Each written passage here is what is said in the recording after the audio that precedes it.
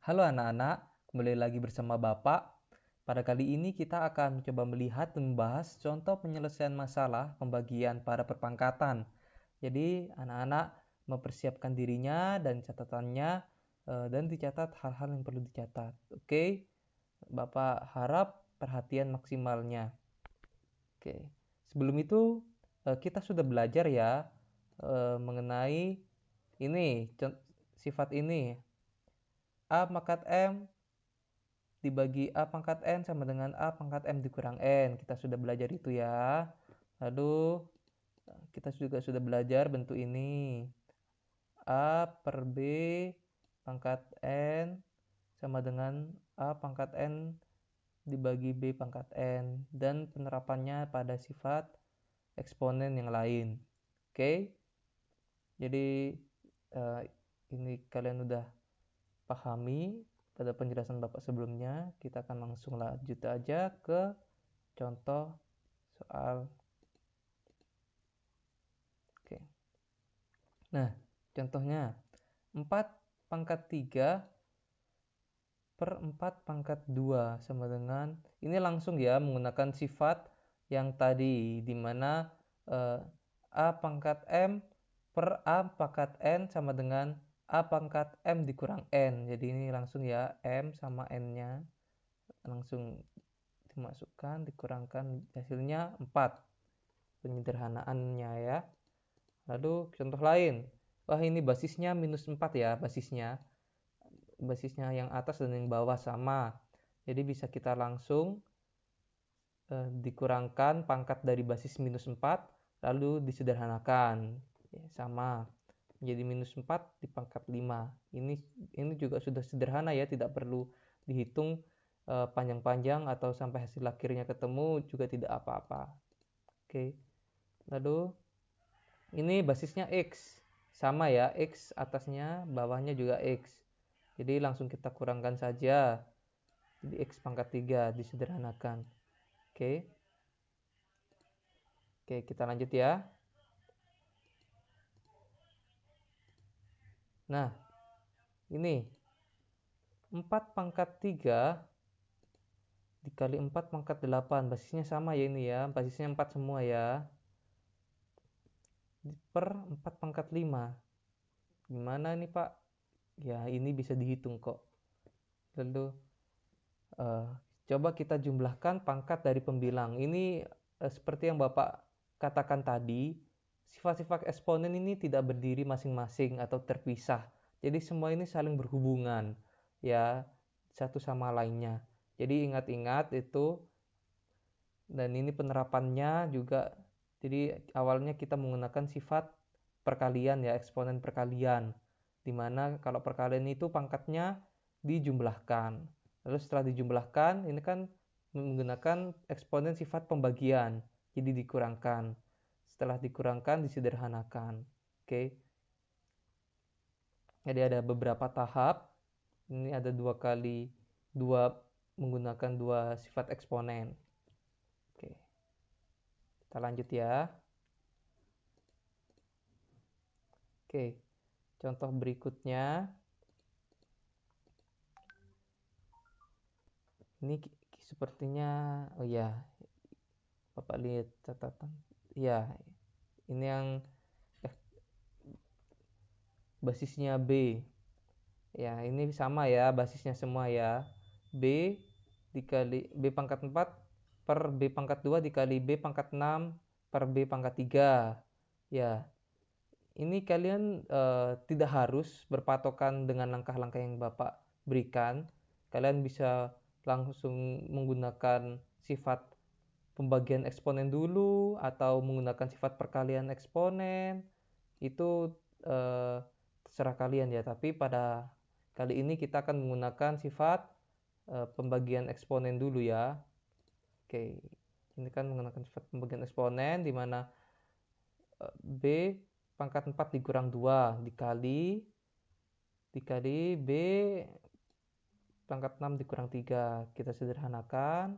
Nah, lalu menggunakan sifat perkalian eksponen, di mana kalau perkaliannya itu pangkatnya dijumlahkan kalau basisnya sama. Jadi disederhanakan hasilnya B pangkat 5.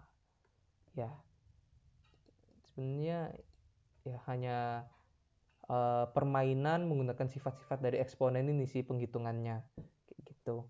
Jadi ini harus benar-benar kita pahami. Nah, Bapak juga punya contoh penerapannya dalam kehidupan kita. Jadi sebenarnya materi eksponen ini juga ada di sekitar kita, penting di dalam kehidupan kita. Kalian sudah menjawab kan pertanyaan Bapak di video sebelumnya, bagaimana kalau dunia ini itu tidak ada materi pangkat ini ya, materi eksponen ini. Oke, Bapak yakin kalian tahu setiap hal-hal kecil itu pasti memiliki dampak dan pengaruh. Ya, meskipun dirasa tidak ada gunanya, padahal setiap hal-hal sekecil apapun itu memiliki tujuan diciptakan. Oke. Ini kita langsung aja. Penerapan pembagian pada perpangkatan dalam kehidupan nyata.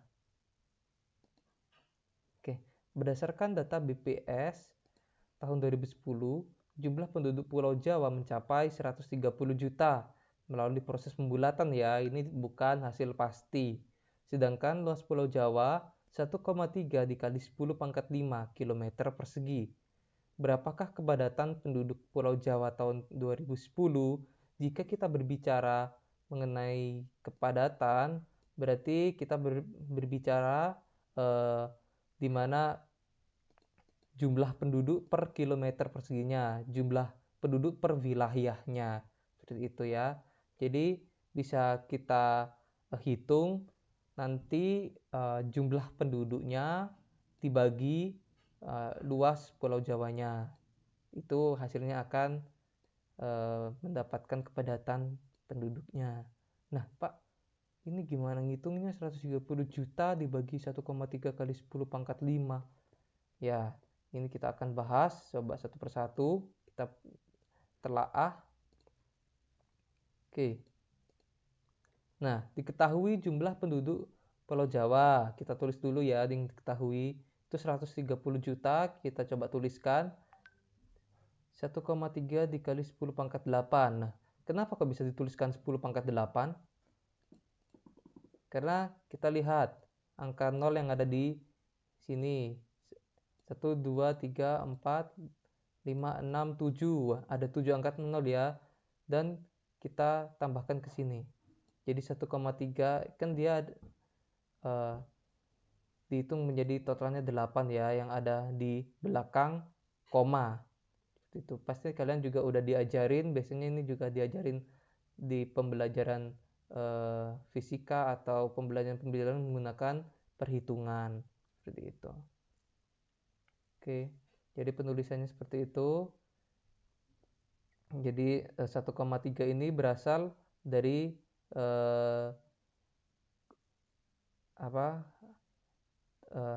penyederhanaan pada perpangkatan ya. Jadi 10 pangkat 8. 10 ini dari pemunduran komanya itu 1, 2, 3, 4, 5, 6, 7, 8. 1,3. Nah, lalu luas Pulau Jawa juga udah jelas tadi tertera. Jadi kepadatan penduduk sama dengan seperti kata Bapak tadi, jumlah penduduk dibagi luas area, di mana 1,3 kali 10 pangkat 8 dibagi 1,3 dikali 10 pangkat 5. Kita substitusikan, kita gunakan dengan sifat-sifat eksponen. Nah, lalu kita tuliskan dengan pembagian terpisah biar lebih gampang. Ini kan 1,3 dibagi 1,3 itu 1 hasilnya. Lalu ini menggunakan sifat pembagian pada perpangkatan ya. Jadi langsung kita kurangkan 8 dikurang 5, hasilnya jadi 1 kali 10 pangkat 3 atau 1000. Ya kan? Karena 0, 10 pangkat 3 berarti 10 dikali 10 sebanyak 3 kali, itu kan 1000. Kalau kita hitung,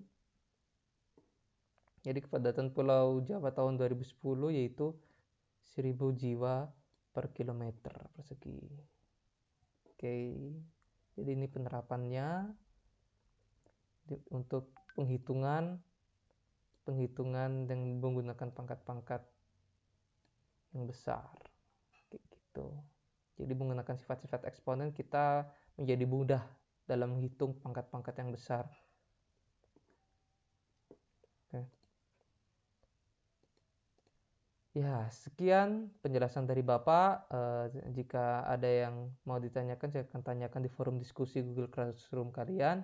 Itu berlaku selama pembelajaran hari ini berlangsung. Dan bagi anak-anak yang sudah mengerti, bisa membantu temannya ya, membantu menjawab dalam forum diskusi di Google Classroom. Terima kasih. Tuhan Yesus memberkati.